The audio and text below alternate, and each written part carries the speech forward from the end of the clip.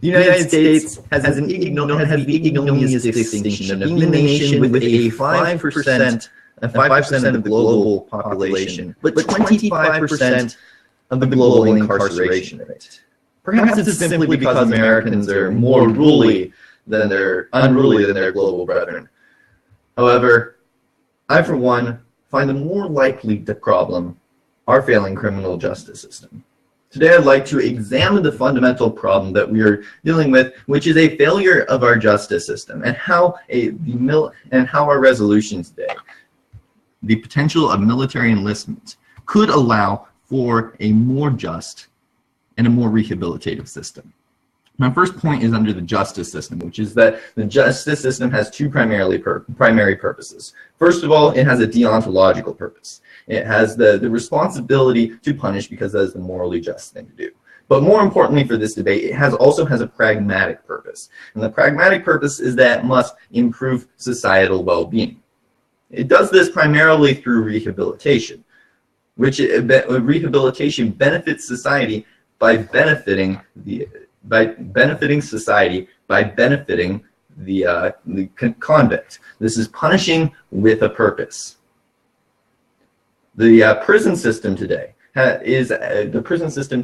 according to the National Institute for Justice, has an approximately 67% recidivism rate. Every 3 years, 67% of the people will be rearrested for a crime. This is simply a failing system. This is a system that is not fulfilling its requirements. According to Ryan D. Schroeder, who is an assistant professor of sociology at the University of Louisville, and John F. Frana, who is a graduate of criminology at the Indiana University, quote, "Many prisoners are leaving prison socially crippled and overwhelmingly alienated with no social capital. Moreover, they understand that they will be re-entering a society that views them as contemptible parasites of society," end quote. Solution to this is surprisingly the ability for them to pursue a better livelihood in the military. The same source says, quote, "Society has lost sight of the significance of differentiating between violent offenders who must be incarcerated for the protection of the public and nonviolent offenders who might be required to pay their debts to society in other ways." A policy initiative of this sort would conceivably both rehabilitate thousands while strengthening the military. If criminologists and policymakers wish to explore more humane ways to correct the behavior of those who run afoul of the law, military service is a step in the right direction. For this reason, I would ask that you affirm the resolution, and we will be presenting more details as to our specific policy in the coming speeches. Thank you very much.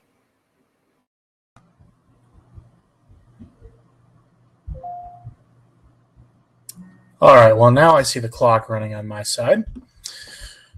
So the basic premise of your argument has to do, first of all, with a way to rehabilitate prisoners, second, with a way to repair the criminal justice system. The crux of my argument is going to be that in your effort to find a way to repair the criminal justice system and rehabilitate criminals, you are putting at significant risk an entirely different institution. You are risking breaking an institution that is not in fact broken, which is that of the volunteer military. Now, you bring up a lot of statistics about the United States system, all of which are valid, but the premise of the argument is not limited to just the United States, and that's instructive. I'll get into that here in a moment. Currently in the world right now, out of 190 countries that are recognized as sovereign nations by the United Nations, 99 of them have 100% volunteer militaries. About 105 have militaries that have no forced conscription, and then you add on top of that another 22 to 25, depending on who you're asking, that have no militaries at all, and those that have any sort of forced conscription are in a stark minority. There are no countries on earth that have been confirmed as of right now to even allow, let alone incentivize, prisoners to enter the military as an alternative to punishment. This is specifically prohibited by the United States Army, Navy, Air Force, and Marines, as well as the British military, and it's a practice that was done away with in Italy, Soviet Russia, and Nazi Germany after World War II, sometimes in the middle of World War II, because of its inefficacy. So what you're proposing is not just a United States level policy. You're proposing a complete upheaval of the way that the volunteer military system works in the world right now. The crux of my argument will be to demonstrate that attempting to fix the criminal justice system by entrusting the military with it could in fact pose both perverse incentives for both systems, as well as tax the already limited resources of the all-volunteer militaries around the world that are already having to weed out unfit candidates. It has the potential to produce perverse incentives, not just for the prisoners who seek to avoid actual punishments by entering military service and obtaining the benefits therefore, but also the military for creating an underclass of personnel who are seen as potential cannon fodder candidates. And I'll introduce those individual points as we head on forward with this debate. I'd like to respond, first of all, by narrowing the scope of this debate, because after all, the resolution is a policy resolution based on the fact that it says should. We are debating should something be done. And the way policy debates work is that a relatively broad field of debate is given and is narrowed down in the debate in order to focus, because it's impossible for us to deal with a massive realm of issues. The federal court system. You can't reform every single aspect. An acceptable policy case would be to reform a specific part of it. And so today, despite the broad nature of the debate, it's impossible for us to address the entire debate in a reasonable and comprehensive manner. So I'm going to be addressing the debate through the lens of my plan, which is that the United States should allow nonviolent prisoners to enlist in the Army, subject to approval by the court, as well as by the military, as well as by the Army. We will be fiating both the Department of Justice and the Department of the Defense and any other necessary means in order to enable that we are able to give these criminals a second chance. Now let's address the idea that we are fundamentally compromising the military. I'd like to point out that historical evidence doesn't support this fact. In fact, according to Ryan D. Schroeder and John F. Frana in 2008, they quote, the House Oversight and Government Reform Committee, in coordination with the United States Army, to conduct an internal study to evaluate the records of those who had acquired moral waivers. Overall, the study concludes that those who had prior legal problems appeared more committed to their service once inducted and are acceptable soldiers despite their past histories of offending. Now, let me explain this a little bit. What the moral waiver is it's the current military practice where convicts, including felons, can get moral waivers to say, to allow them to enlist. And what this study did was it followed up on these people to see how much more likely they were to desert, misconduct rates, how likely they were to re-enlist, how likely they were to get promoted. And it concluded that they were actually as dedicated, if not more dedicated, to the service once they were accepted compared to those who had committed no crimes in the first place, and that they were perfectly acceptable soldiers. So based on the evidence that I see in the studies that, in fact, a congressional research group did, I don't see any reason why we should assume that they are fundamentally a flawed and unreliable way of defending our nation. I believe that it is a fundamental premise that we need to be rehabilitating these people, that we need to be able to giving them the chance. And we've seen. All right. So addressing your issue about moral waivers, there's a key word that segregates what we're talking about versus what this inquiry is about, and that is prior legal problems, people who have been convicted and have served their crime. This debate, by its very premise, is about prisoners, people who are currently in prison or facing prison time. When you're talking about people who have prior convictions, those are people who have served their debt to society and by the parameters we've set out have already been rehabilitated to the extent we care to rehabilitate them through the prison system. What is prohibited by the United States military, as well as all of the Western militaries that I've been able to study, is people who are currently facing jail time, or in the case of the United States military, civil judgments, who are given some sort of arrest from their prison time or from that civil judgment in exchange for serving in the military. Those people are not permitted to serve in the United States military. Now let's get into the reasons for that. When you're talking about people who are facing prison time, you are talking about a class of people who are under a special kind of duress. When you're putting in front of them the decision, you can either pursue a career in the military or spend it in jail, you're asking them to choose between risking life and safety in prison or risking life and safety on the battlefield. That's not a proportionate decision to ask them to make. Furthermore, it can result in a proportionate or a disproportionate situation going either way. If you got someone who's facing a lengthy prison time who could escape that prison time with a relatively short period of military service and no violent interaction with enemy combatants, then that person could get off relatively scot-free, whereas the prisoner who's facing a shorter prison time but is somehow sent into a theater of battle could be facing an effective death sentence for a minor crime, especially when you're talking about nonviolent offenders. Now, assuming that there are even nonviolent offenders who are actually facing jail time in the American system, you have to ask what those offenders are guilty of and whether they're even physically fit to serve in the military, because when you're talking about nonviolent offenders who are in jail, you're talking about people with serious drug crimes, whether it's at the state or federal level.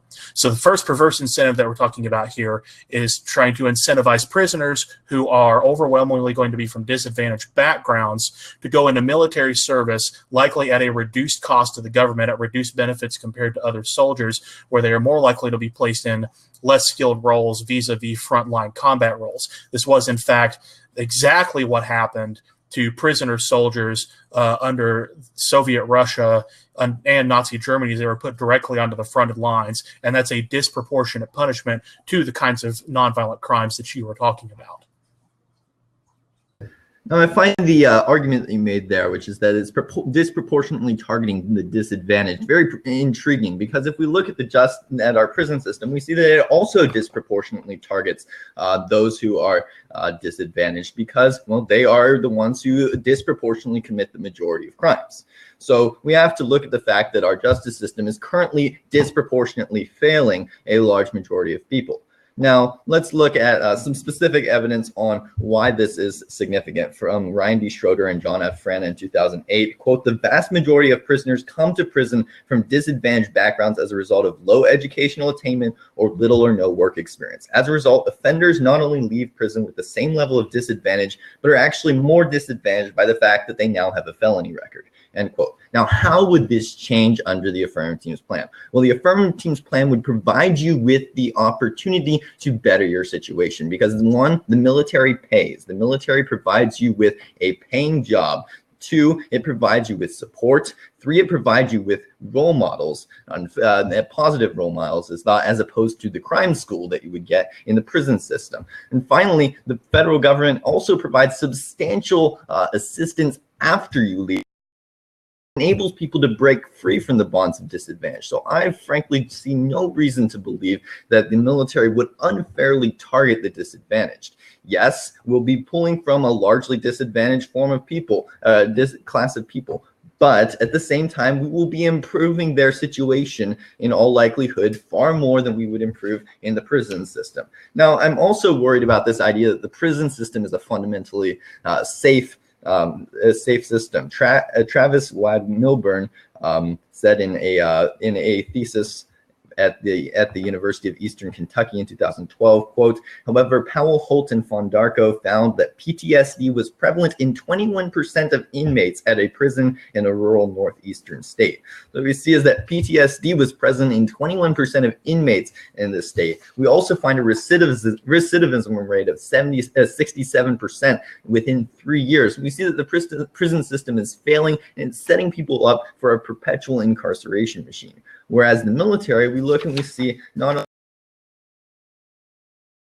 set people up for success, but it actually provides them, it actually lowers the incarceration rates. And I'll be going into more detail into this later, but a study done in Illinois during World War II, Illinois sent a couple thousand people had the option join the military or complete your sentence, and it tracked the recidivism rates among those who joined the military versus those who did not, and it found that those who joined the military had substantially lower risk. All right. First of all, I'm going to ask you to post a link to that last study you mentioned in the comments because, as I mentioned, people who are currently subject to prison time are, in fact, banned from joining the United States military under military regulations that have been in place for the better part of a century. So I think the people need to see whether you're accurately characterizing that study. But again, you keep referring back to this other congressional study which had to do with people who had previous convictions, but the premise of the argument is prisoners, whether people currently subject to jail should be allowed to join the military instead of serving their sentences. You brought up the possibility that military service could help those sorts of people because of the generous benefits that go along with military service. But I'll point to the United States and other westernized nations, Great Britain, Australia, France, Germany, which offer significant benefits packages for people who voluntarily join the military. Right now, not only are those volunteer militaries able to select between the best and the brightest, they advertise to ensure they get the best and the brightest in order to give them those significant opportunities. What you are proposing is taking someone who has not only run afoul of the law, but is still encumbered by a debt to society that hasn't undergone the kind of rehabilitation or punishment that is prescribed for them by the criminal justice system, and handing them the very same package of benefits that would go to someone who voluntarily chose to join the armed forces. So now, when we talked before about perverse incentives for the state in creating this underclass of soldiers, you're talking about elevating these prisoners to the level of people who have never been afoul of the law and joined the military voluntarily. You're talking about raising them up to the level of people who have done things the right way. But that gets into another perverse incentive for those people, is who is the military going to pick among the prisoners? Because you haven't proposed so far how the military is going to get to pick and choose between which prisoners it takes. But which prisoners is it most likely to take? Well, those who are already in the best physical and mental conditions, not those who come from the worst poverty and who are suffering from severe drug addiction, malnourishment, the sorts of ails that come with poverty, but the people who you could perhaps call the white class criminals, those who could be better off but simply chose to run afoul of the law.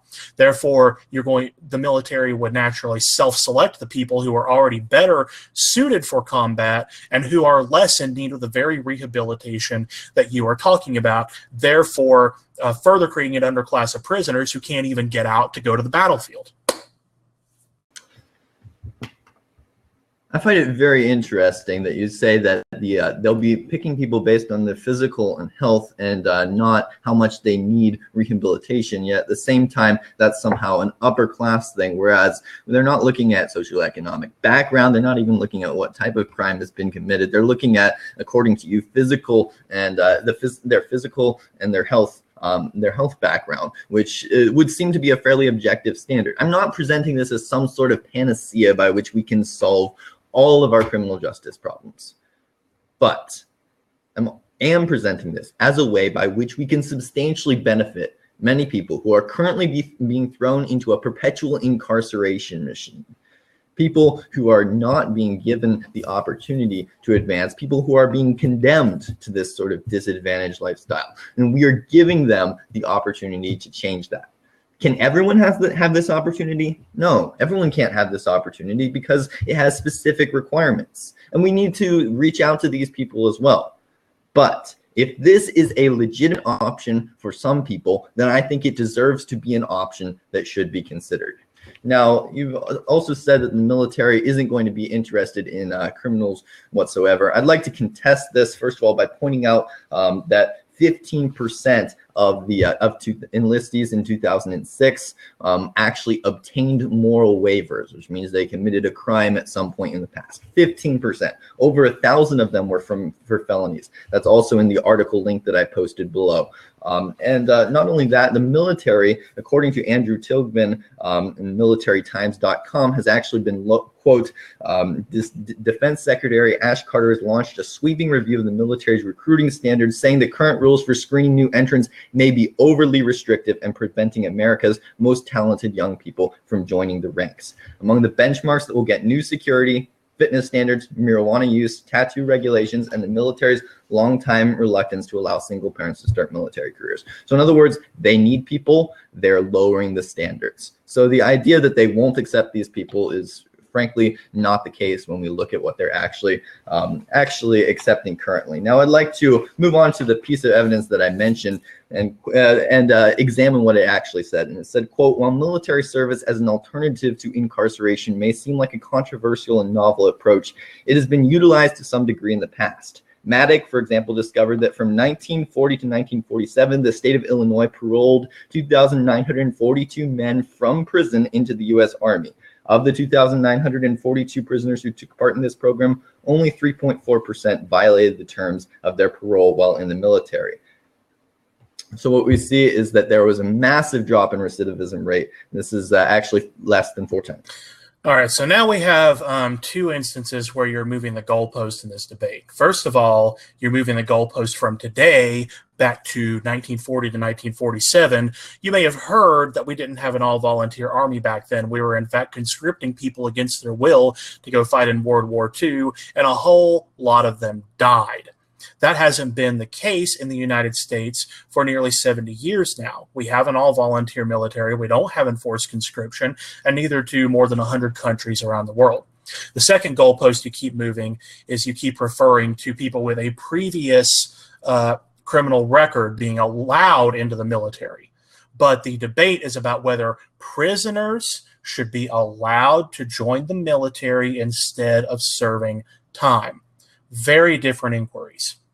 Now, you mentioned, you said something along the lines of that you don't think that I'm claiming that the military will pick people based on their physical health and other fitness factors rather than their need for rehabilitation, to which I would respond with all due respect, duh. The primary goal of the military is to put the most fit soldiers on the field for the jobs that they need done. The military is not a halfway house. The military is not in the business of rehabilitating criminals. The military is in the business of putting forth the best fighting force to defend a given nation, whether it's the United States or one of our allies or one of our not so much allies throughout the world. You're trying to solve the ails of the criminal justice system by pigeonholing them into a system that is not designed to meet those goals, which brings me to my third major point, is that the goals of the criminal justice system are simply not compatible with the goals of the military.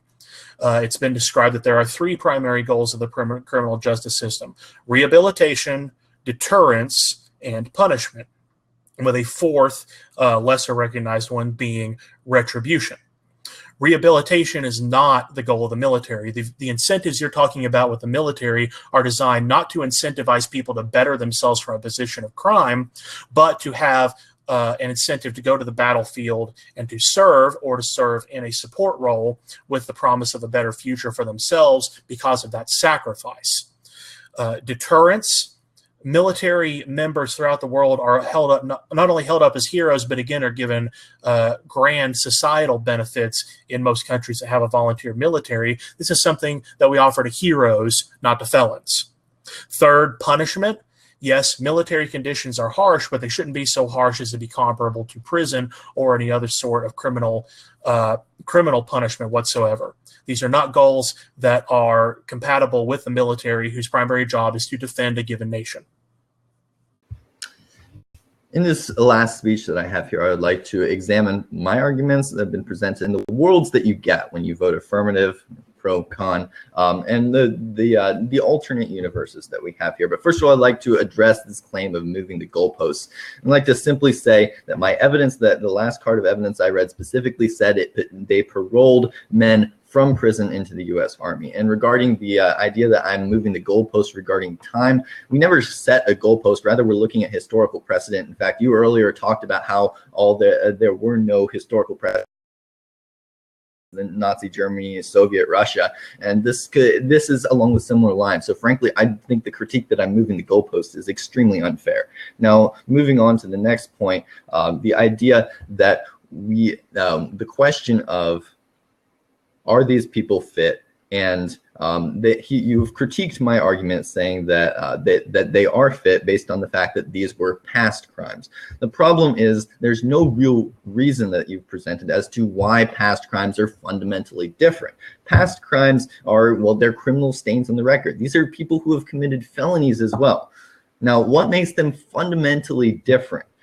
How do we know? We've seen this recidivism rate of 67%. So our justice system really isn't doing a great job at rehabilitating these people. So the idea that they're rehabilitated is somewhat absurd. But if we look at what's happening, we see they go into the military. The fact that they have criminal records, that they've already proven to have criminal tendencies, does not necessarily mean that the military cannot rehabilitate them. Plus, we have shown my other evidence, which said that there is a rehabilitation, that the recidivism rate in the Illinois program was 4 times higher among those who did not go into the military compared to those who did.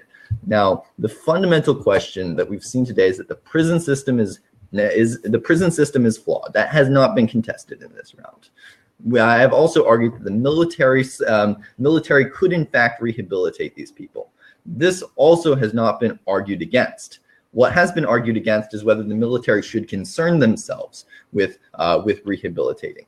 And my answer is, if it's not going to provide a severe detriment to their mission, then yes. And what was the evidence I presented? The evidence said that people who had committed crimes in the past, who had shown that they had criminal records, were in fact perfectly acceptable as soldiers. We saw that they were perfectly capable of doing this, and they were in fact more dedicated to their jobs. So we saw that that there is in fact the military can empower these prisoners. We've seen that the military is not going to be negatively affected, and I would urge you to.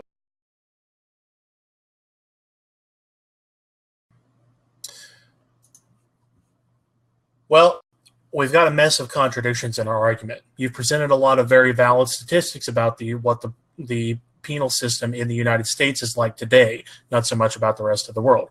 You presented some statistics about what happened when we allowed prisoners to enter the military during a time when we had enforced conscription more than 70 years ago. But you've got a wide disconnect between those 2 points of data that are critical to your argument, neither of which addresses the actual premise of this debate, which is, should prisoners today have the option to enlist today in the Army today instead of serving time? I have addressed, first of all, the fact that that would not meet the goals of the criminal justice system, including the kinds of rehabilitation you're talking about, because whether or not the military is capable of rehabilitating people by giving it the same generous benefits that law-abiding citizens receive, that is not the military's job. The military's job is to put forward a superior fighting force, and the incentives it offers are not geared toward rehabilitating prisoners, but toward incentivizing otherwise fit people, including those who have fulfilled their debt to society, but not those who have yet to fulfill that debt. Second, you haven't addressed at much length the idea of perverse incentives. We have this all-volunteer military. We give them these great benefits, asking them to risk their lives. But what happens both to those benefits and to the quality of our military if suddenly we are feeding in this class of impoverished, malnourished people who are already afoul of the law, that are viewed as lesser by both society and the military, who are effectively a class of cannon fodder soldiers? By the way, talking about the historical examples of penal military units in Soviet Russia and Nazi Germany, that's exactly what they were cannon fodder units. In fact, they would say that those who had ended up in penal units in Russia had to replay their crimes against the motherland with their blood. They were being sent to the front lines in order to die, not to be rehabilitated. Third, we have this all-volunteer force that is the superior military force in the world, both in the United States and comparatively other countries that now have volunteer militaries largely have more efficient and better militaries than they ever have under conscription. You risk both diluting those forces and diverting resources that should go towards better military planning, toward trying to weed out unfit prisoners by instituting the proposition here. In short, prisoners